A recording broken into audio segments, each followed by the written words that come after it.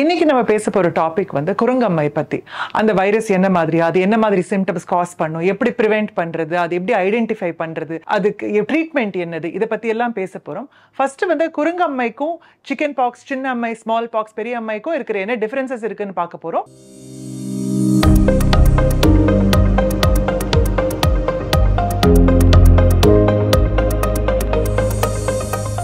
மங்கி box என்கிறது ஒரு வகையான அம்மை தான். இது யூசுவலா இந்த சிம்டம்ஸ் வந்ததுன்னா பேஷண்ட்ஸ் பார்த்துட்டு அது சிக்கன் பாக்ஸ் நினைச்சுக்கலாம், ஸ்மால் பாக்ஸ் நினைச்சுக்கலாம். பட் 1975 அப்புறம் ஜென்ரலா ஸ்மால் பாக்ஸ் டயக்னோசிஸ் கிடையாது. ஏன்னா ஸ்மால் பாக்ஸ் வந்து நம்ம உலகத்துல இருந்து அழிக்கப்பட்டது. ஜென்ரலா சிக்கன் பாக்ஸுக்கும் இதுக்கும் டாக்டர்ஸ்க்கு கன்ஃபியூஷன் வரதுக்கான வாய்ப்புகள் இருக்கு. இதுவும் ஒரு வகையான அம்மை தான். உடம்பு ஃபுல்லா பிளிஸ்டர்ஸ் வரும். பிளிஸ்டர்ஸ்னா கொப்பளம் வரும். ஸோ பார்க்கறதுக்கு அது சிக்கன் பாக்ஸ் மாதிரி தான் இருக்கும். பட் இது வந்து காஸ் பண்ற வைரஸ் வந்து மங்கி பாக்ஸ் அப்படின்றது வேற ஒரு வைரஸ், சிக்கன் பாக்ஸ்ன்றது வேற ஒரு வைரஸ். சிக்கன் பாக்ஸ் வந்து ஹெர்பீஸ் வைரஸ் ஃபேமிலி, மங்கி பாக்ஸ் வந்து ஆர்த்தோபாக்ஸ் வைரஸ் ஃபேமிலி. ரெண்டும் ரொம்ப ரொம்ப வித்தியாசம். பட் அதோட சிம்டம்ஸ் வந்து ரொம்ப சிமிலரா இருக்கும் நமக்கு இன்ஃபெக்ஷன் வரப்போ.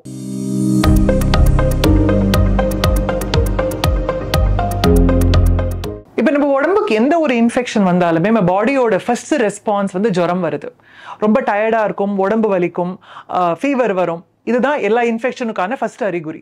மங்கி பாக்ஸுக்கும் அதே அறிகுறி தான். இந்த குரங்கம்மை வந்தாலும் ஃபர்ஸ்ட் 3 to 5 டேஸுக்கு வந்து உடம்புல வந்து நமக்கு ரொம்ப டயர்டா இருக்கும், உடம்பு வலிக்கும்.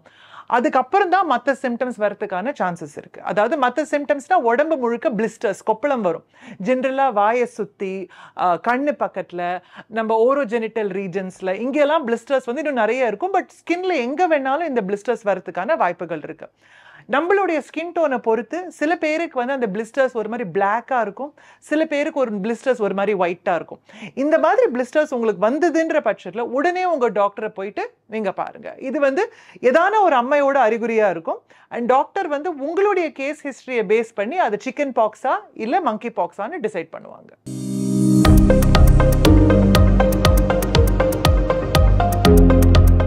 இப்போ எல்லாருமே வந்து கோவிட் வந்த கட்டத்தில் இருக்கிறதுனால எப்படி பரவுறதுன்றது எல்லாருக்கும் ஒரு இன்ட்ரெஸ்டிங்கான டாபிக். கோவிட் வந்து டிராப்லெட் இன்ஃபெக்ஷன், அதாவது ஒருத்தர் எச்சல், மூச்சு, க்ளோஸ் கான்டாக்ட்ல இருந்தால் பரவுற ஒரு இன்ஃபெக்ஷன். ஆனால் மங்கி பாக்ஸ் வந்து டச், அதாவது பிசிக்கல் கான்டாக்ட், ஒரு இன்ஃபெக்டட் பர்சன் கூட பிசிக்கல் கான்டாக்ட் இருந்தால் தான் டிரான்ஸ்மிட் ஆகும்.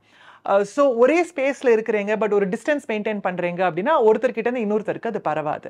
ஹவெவர் ஒருத்தர் யூஸ் பண்ண பொருட்கள், அவங்களுடைய ஸ்பூனோ, டம்ளரோ, வாட்டர் பாட்டிலோ, அதே பெட்ஷீட்டோ அதெல்லாம் யூஸ் பண்ணால் நமக்கு ஒருத்தர்கிட்ட இருந்து இன்னொருத்தருக்கு பரவறதுக்கான சான்சஸ் ரொம்ப அதிகம்.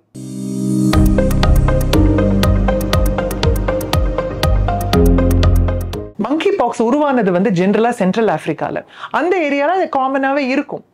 அது எப்படி வந்து மங்கீஸ் கிட்ட இருந்து ஒரு அனிமல்ஸ் கிட்ட இருந்து ஹியூமன்ஸுக்கு வந்தது அப்படின்னா, அங்க இன்டராக்ட் பண்றது ரொம்ப க்ளோஸ் ப்ராக்சிமிட்டியில இருப்பாங்க. அது கடிச்சிருக்கலாம், இல்ல அந்த அனிமல்ஸை ஹண்ட் பண்ணி குக் பண்றப்போ அந்த டைம்ல வந்து டிரான்ஸ்மிஷன் ஆயிருக்கலாம்.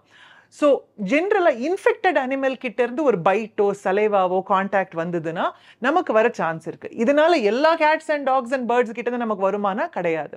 ஒரு இன்ஃபெக்டட் அனிமல் கிட்ட இருந்து ஃப்ளூயிட் கான்டாக்ட் எது நமக்கு வந்தாலும் இன்ஃபெக்ஷன் வரதுக்கான வாய்ப்புகள் இருக்கு.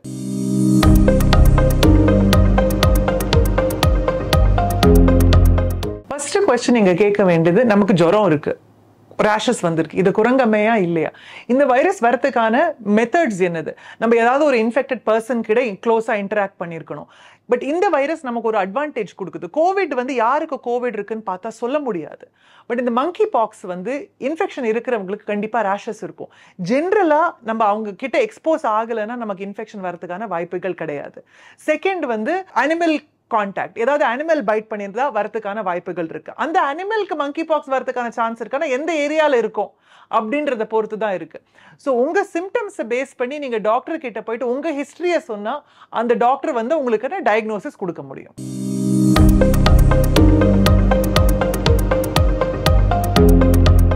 இப்போ நம்ம இந்த பேண்டமிக்ல, இப்போ ஜஸ்ட் கடந்த பேண்டமிக்ல நம்ம கத்துக்கிட்ட விஷயம் வந்து டிஸ்டன்ஸ், மாஸ்கிங், ஐசோலேஷன், ஹைஜீன். இப்போ இந்த ஹேண்ட் வாஷ் பண்றது, நம்மளுடைய பொருட்களை கிளீனா வச்சுக்கிறது, க்ளோத்ஸை கிளீனா வச்சுக்கிறது, சுத்தி இருக்கிற என்வாயன்மெண்ட் சுகாதாரமா வச்சுக்கிறது, இந்த மெத்தட்ஸ்லாம் நம்ம யூஸ் பண்ணா தான் நம்ம இதை ப்ரிவென்ட் பண்ண முடியும்.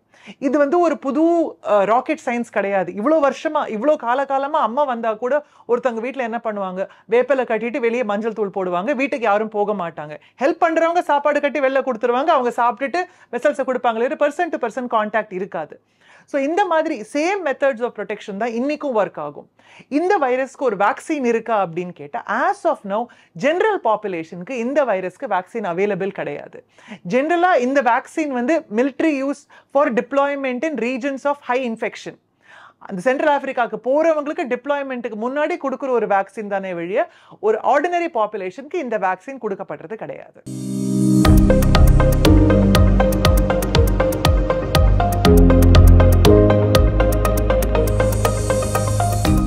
குரங்காமைக்கு தடுப்பூசி இருக்கு, ஏற்கனவே சொன்ன மாதிரி. அந்த தடுப்பூசி வந்து ஜெனரல் பாப்புலேஷனுக்கு அவைலபிள் கிடையாது. ஹை ரிஸ்க் பாப்புலேஷன், அதாவது எந்த ஏரியால மங்கி பாக்ஸ் எண்டமிக்கா இருக்கோ அந்த சென்ட்ரல் ஆப்பிரிக்கன் ரீஜன்ஸ்ல டிப்ளாய்மெண்ட்டுக்கு போறவங்களுக்கு தான் இந்த வேக்சின் ஜெனரலா வழங்கப்படும்.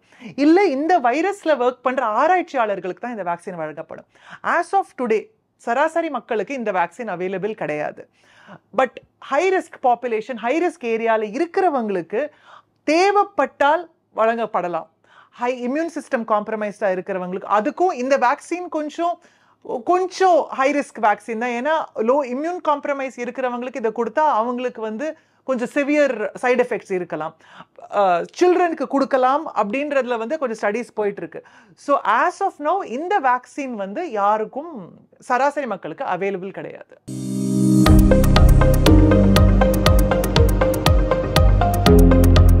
குரங்காமையால் பாதிக்கப்பட்டால் ட்ரீட்மெண்ட் வந்து சிம்டமேட்டிக் தான். டீபாக்ஸ் அப்படின்ற ஒரு மெடிசன் இருக்கு. பட் அது வந்து அந்த மெடிசன் கொடுத்தாலும் ஸ்டடீஸ் என்ன ஷோ பண்ணுது அப்படின்னா, ஒருத்தருக்கு வேக்சின் அந்த மெடிசன் கொடுக்காமலும் சரி கொடுத்தாலும் சரி அவங்க குணமாகிறது அதே 14 நாட்கள்ல தான்.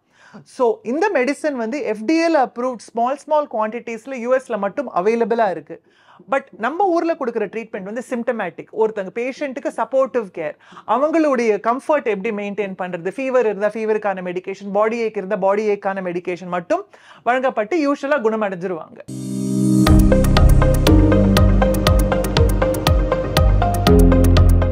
அந்த மங்கி பாக்ஸ் வந்திருக்கான்றதுக்கு நமக்கு எப்படி கண்டுபிடிக்கிறது?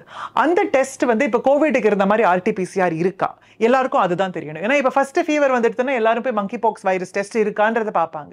ஹவெவர் இருக்கு, ஒரு டெஸ்ட் இருக்கு, அதே பிசிஆர் தான்.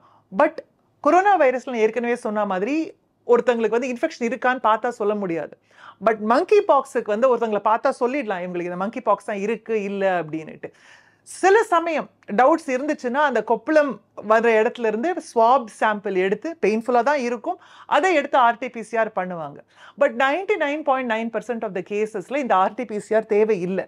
ஏன்னா டாக்டர்ஸ் வந்து பேஷண்டோட சிம்டம் பிரசன்டேஷன் வச்சு டயக்னோசிஸ் கொடுத்துடலாம்.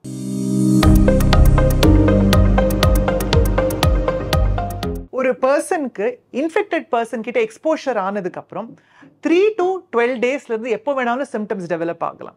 இந்த சிம்டம்ஸ் வந்து ஸ்டார்ட் ஆகிறது வந்து ஃபீவர் அண்ட் பாடி ஏக்ல தான். ஏன்னா அதுதான் நம்மளுடைய பாடியோட ஃபர்ஸ்ட் ரெஸ்பான்ஸ். ஒரு இன்ஃபெக்ஷன் வந்தாலும் நம்ம பாடி இதுதான் ஃபர்ஸ்ட் பண்ணும். அதுக்கப்புறம் தான் இந்த ரேஷஸ் வரும். இந்த ரேஷஸ் வந்து 14 to 20 டேஸ் இருக்கிறதுக்கான சான்சஸ் இருக்கு. முக்கால்வாசி பேருக்கு வந்து இது லாங் டேர்ம் ப்ராப்ளம்ஸ் எதுவுமே கிரியேட் பண்ணாது. பட் நம்ம வந்து அந்த ரேஷஸை பிரேக் பண்ணாம அதை வந்து ப்ரொடெக்ட் பண்ணிட்டு அந்த யூஸ்வலா நம்ம ஊர்ல கொடுக்குற அந்த நீம் லீவ்ஸ், அந்த மஞ்சள் குளிக்கிறது அதெல்லாம் மெயின்டைன் பண்ணிட்டு patient can be kept comfortable இந்த இன்ஃபெக்ஷன் முடிகிற வரைக்கும்.